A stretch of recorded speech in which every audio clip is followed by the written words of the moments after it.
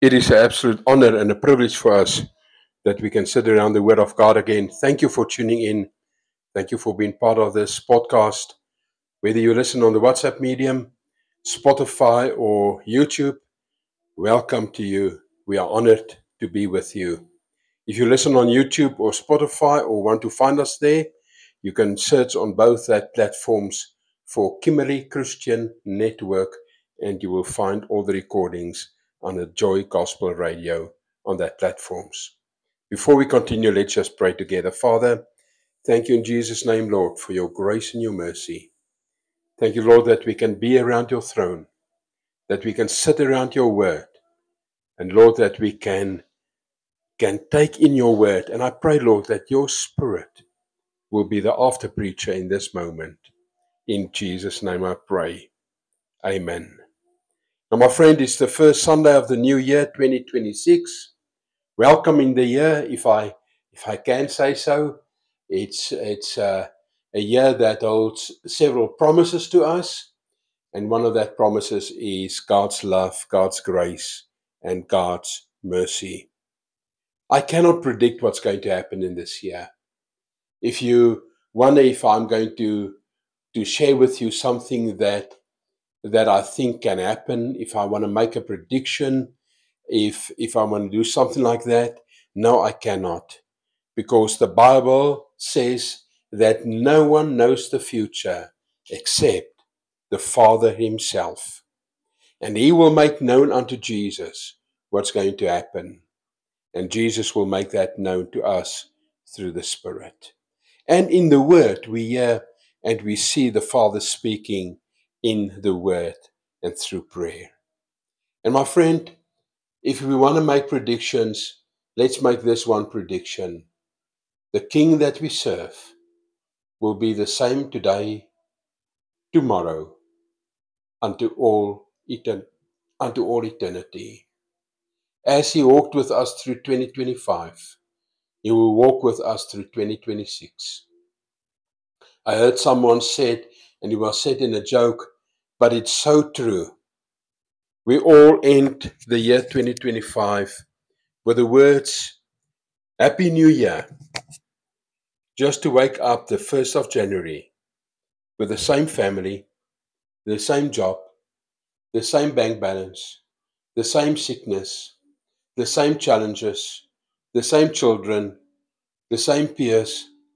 So, in the eyes of God, there's no new year. In the eyes of God, it is just the next day. Because he stands outside of time. He's not bound to time. He's not bound to what we call day, night, minute, second. Yes, he made the promise to Noah after the flood. He said, for all eternity, there will be day and night. For all eternity, there will be seasons. That is to govern mankind. That is to govern us. That is to set a rhythm in our hearts. But in the heart of God, there is no time. He stands outside of time. 2 Peter 3 says, for him 1,000 years is like a day, and a day like 1,000 years. In other words, he stands outside of time. And with this in mind, I want to share with you something for the new year. I want to share with you a thought or two, actually 4 thoughts from Psalm 91 for this year, for this new year, for this coming year. And from the start, I want to say Psalm 91 is not a magic trick to get out of trouble.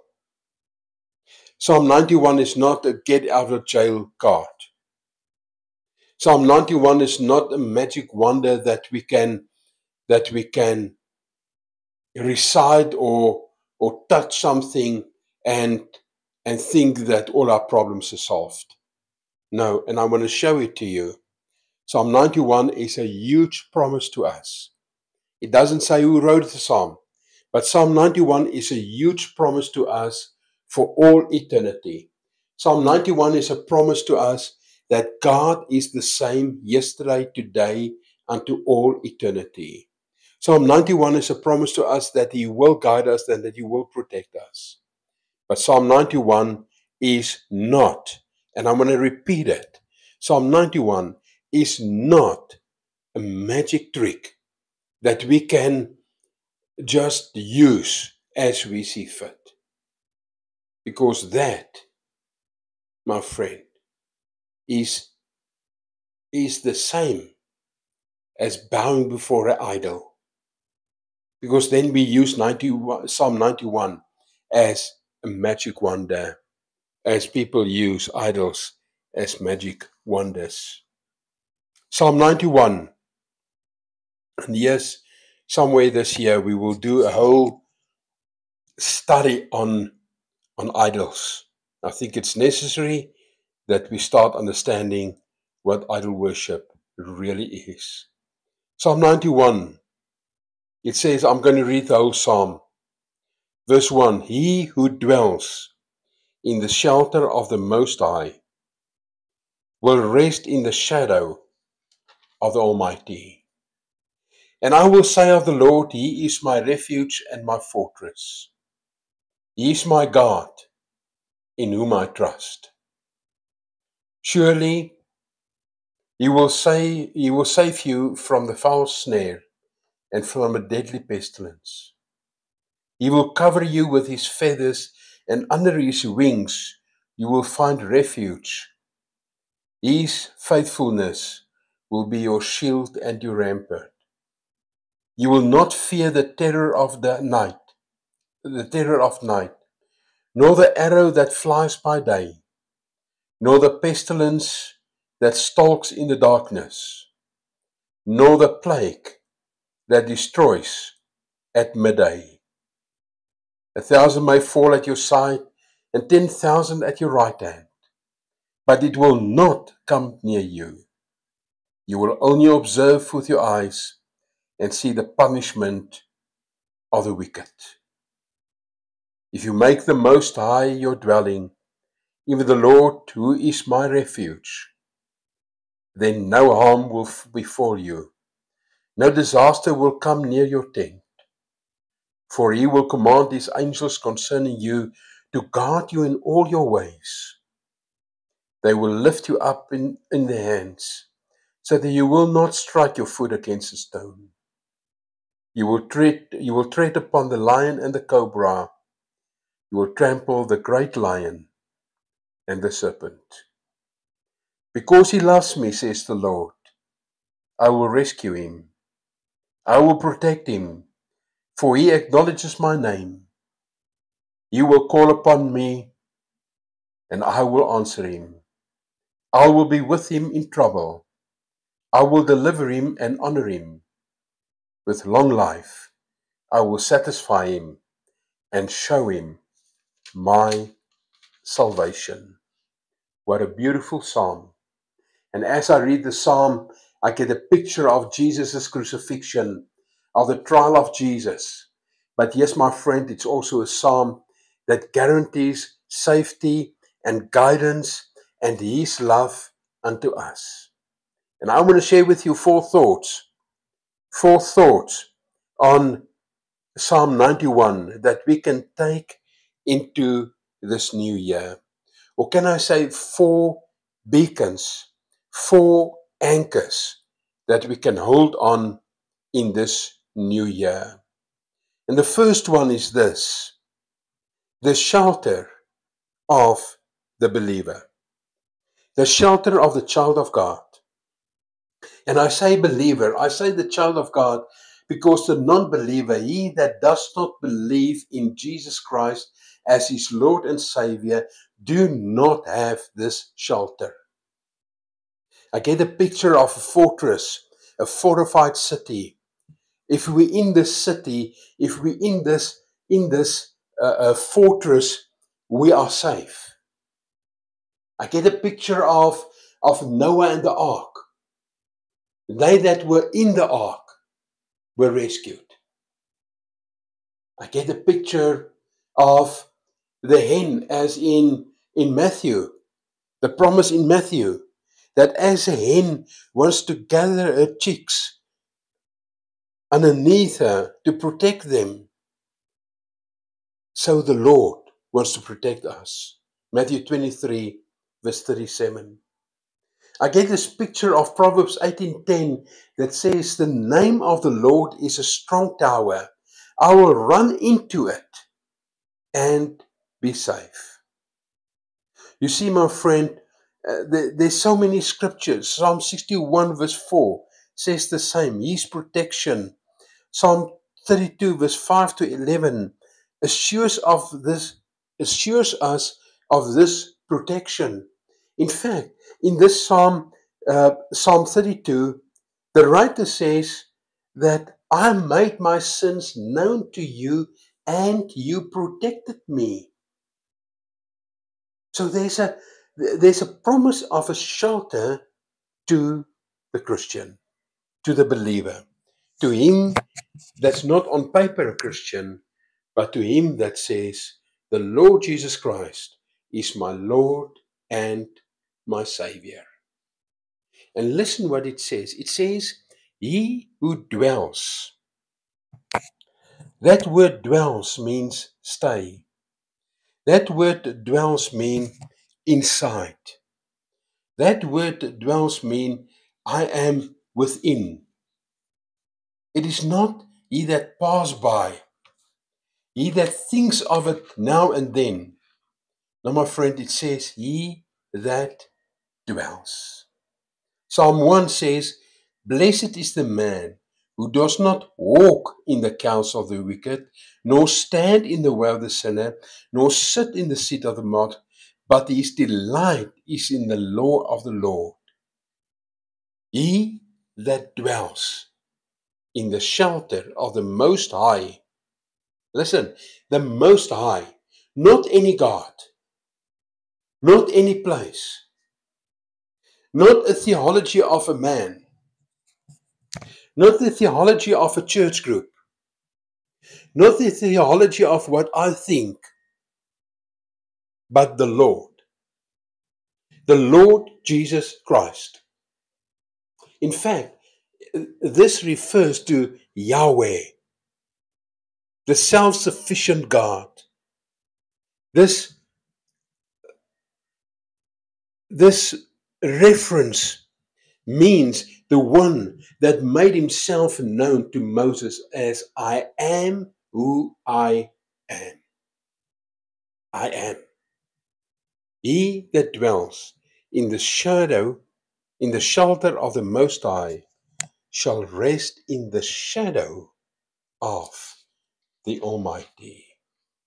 What a promise. What a beautiful promise. That's the first point. The promise of shelter to the believer. The second point that I'm going to highlight is protection against attacks. Protection against attacks. Verse 5 and 6 says the following. Actually, from verse 3 on, it says, surely he will save you from a fowler's snare and from the deadly pestilence. He will cover you with his feathers, and under his wings you will find refuge. His faithfulness will be your shield and your rampart. You will not fear the terror by night, nor the arrow that flies by day, nor the pestilence that strikes in the darkness, nor the plague that destroy at midday. What a promise. Protection. We do not have to fear what's coming in this year. We do not have to fear the day of tomorrow. Yes, that song says, because he lives, I can face tomorrow. Because he lives, all fear is gone. Because he lives, I will face tomorrow.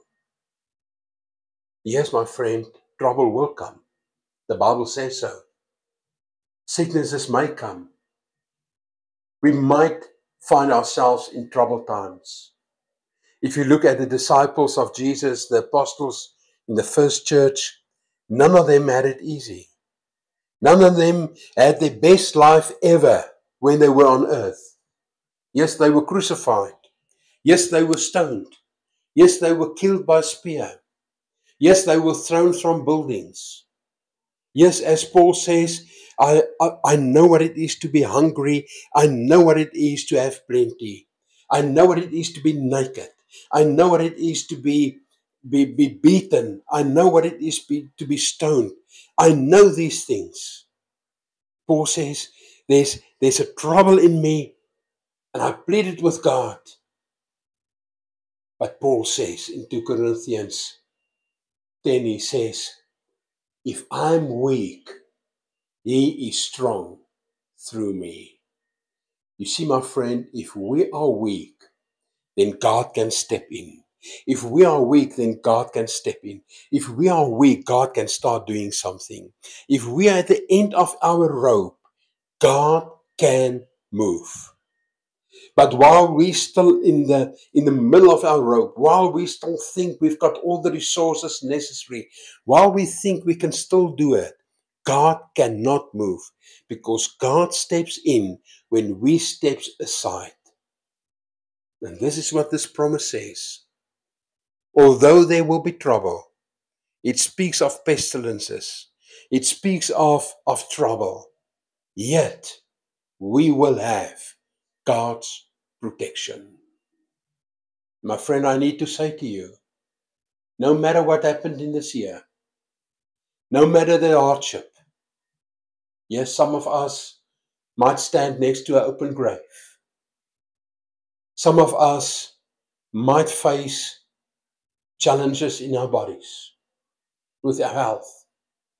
Yes, some of us might have financial or work-related challenges in this year. We don't know. Yes, some of us might have the best year ever. But the Bible says, no matter what, He will protect me. He will guide me. He will shield me. Psalm 23 verse 4 says, though I walk through the valley of the shadow of death, I will fear no evil. Why? Because you are my rod. You are my staff. You're the one that guides me. You're the one that shields me. You're the one that protects me. Let's hold on to that. Job 5 verse 19 to 24. Job acknowledges that no matter what happened, he's got a covenant with me, and he will guide me, and he will protect me. I want to take you to Isaiah 43. Now this is a personal testimony. In 1982, I had to go through a major eye operation. I was blind, and they had to operate. And my mom's neighbor, a friend, I grew up before her, myself and her son were friends, came to me the night before the operation, and she gave me this, and she said to me, hold on to this. God will carry you through. Isaiah 43, verse 2. When you pass through the waters, it's God speaking, I will be with you. And when you pass through the rivers, they will not sweep over you. When you walk through the fire, you will not be burned. The flames will not set you ablaze. Can I give this to you today as a major promise in the Word of God? Isaiah 43 verse 2. Isaiah 4:3-2. Hold on to this.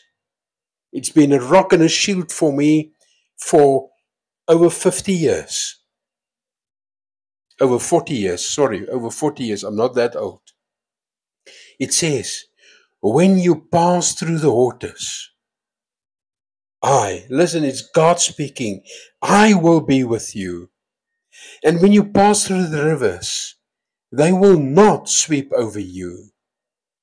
And when you walk through the fire, They will not burn you. The flames will not set you ablaze. Think of so many men and women in the Bible that went through hardship. And if you listen to this podcast for a while, you'll know that I frequently quote John 10 verse 10. The enemy came to steal, to kill, and to destroy. But Jesus came that we have life, and life in abundance. What a beautiful promise to the Lord. The third one is exactly the same. It's actually tied into the second promise, and that is protection and provision from the Lord. He says, I will give my angels charge over you. But I want to stand still by the fourth promise. Jesus says, or the psalmists say in this psalm, Psalm 91, ends off with the following. Because he loves me, says the Lord. Because he loves me, says the Lord. Because he loves me, says the Lord.